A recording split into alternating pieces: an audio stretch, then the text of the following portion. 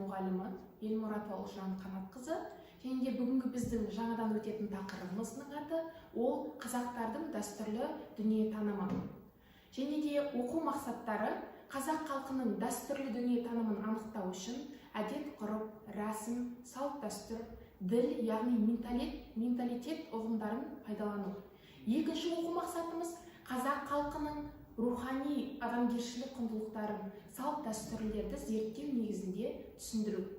Оқу мақсатына негізделген сабақ мақсаттары қазақ халқының дәстүрлі дүниетанымы туралы мәтіндерді оқып, маңыздылығы туралы ой тұжырымдау. Екінші сабақ мақсаты қазақ халқының рухани адамгершілік құндылықтарын, салт дәстүрлерін сақтаудың қажеттілігін түсіндіру.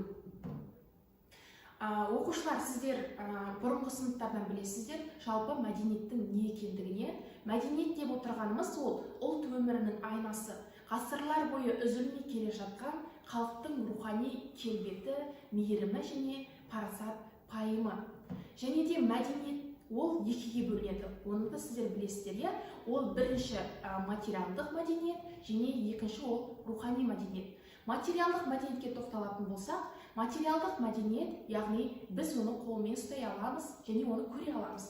Мысал ретінде киіз үйді айтуымызға болады. Киіз үйдің ішіндегі жабдықтар, яғни қамзол, шапан, көрпелер, сандық, бұлардың барлығы материалдық мәдениет болып есептелінеді. Келесі кезекте тағы музыкалық инструменттер, яғни қобыз, домбыра, ер қаруы, бес қару деп жатамыз, яғни шоқпар, айбалта, қылыш, садақ, найза, бұлардың барлығы материалдық мәдениет болып есептелінеді балалар.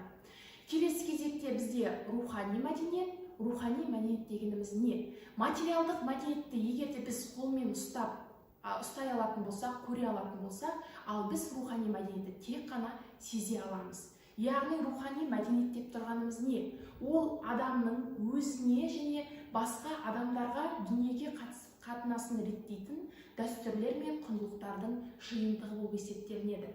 Рухани мәдениет ол біздің салт дәстүріміз, діліміз, яғни біз керісінше немесе менталитет деп атаймыз, әдет, ғұрып, наным, сенімдер. Енді сабақтың мақсатына оралатын болса, біз әдет, ғұрып, салт дәстүрдің ұғымдарына көрсетуіміз керек еді. Әдет, ғұрып дегеніміз не? Ол күнделікті әдеттердің өмір қолданысына айналуы әдет, ғұрып деп аталады.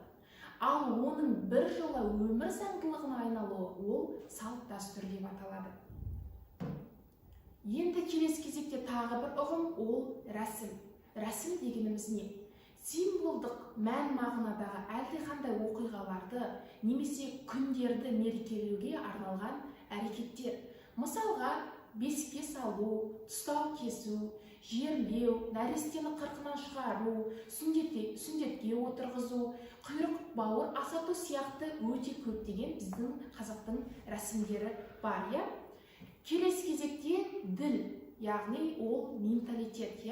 Ол адамдардың белгілі бір қоғамдастығына тән, нақтылы тарихи мәдени ортада қалыптасқан мінез құлықтардың және іс әрекеттердің біркелкі сипатын білдіретін ұғым болып есептеледі.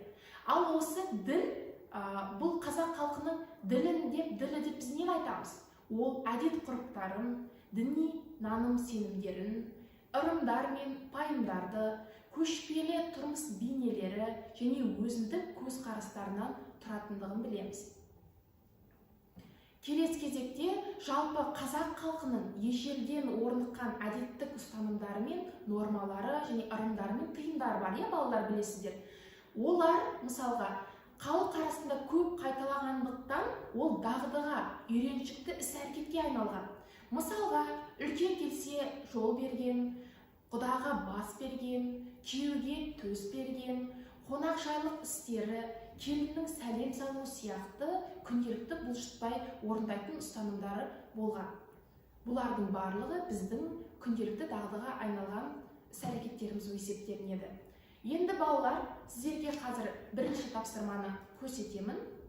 Бірінші тапсырмада көріп тұрғандарыңыздай бұл жерде суреттер тұр. Осы суреттердің қандай салт дәстүр, яғни қандай рәсім екендігін сіздер табуларыңыз керек. Ал енді балалар, сіздер бұл тапсырманың барлығын дұрыс жасады деп ойлаймын. Ендеше сіздер қазір жауабын қарап тағы бір тексеріп алыңыздар. Бірінші, нәрестені қырқынан шығару дейді, міне. Келесі, тұсау, кесу, бет ашар,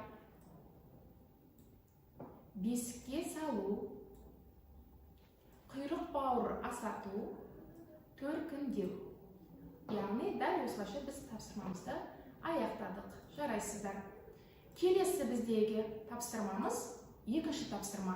Бұл екінші тапсырма сіздерге үй тапсырмасы болады. Қазақ менталитетінің қалыптасуына қандай факторлар әсер еткені туралы ойланыңыздар.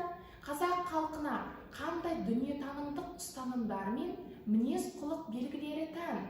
Қазақ, орыс, америкалық, Қытай менталитеттерін салыстырыңыздар. Сөзімізді, яғни сабағымызды қорытындылай келе, мәдениет ол елдің ең басты рухани байлығы, асыл мұрасы. Қай елдің мәдениеті мықты болса, сол елдің еңсесі биік болады дейді біздің тұңғыш президентіміз Нұрсұлтан Әбішұлы Назарбаев. Сондықтан да әр уақытта мәдениетіміз мықты, еңсеміз биік болсын. Сау болыңыздар.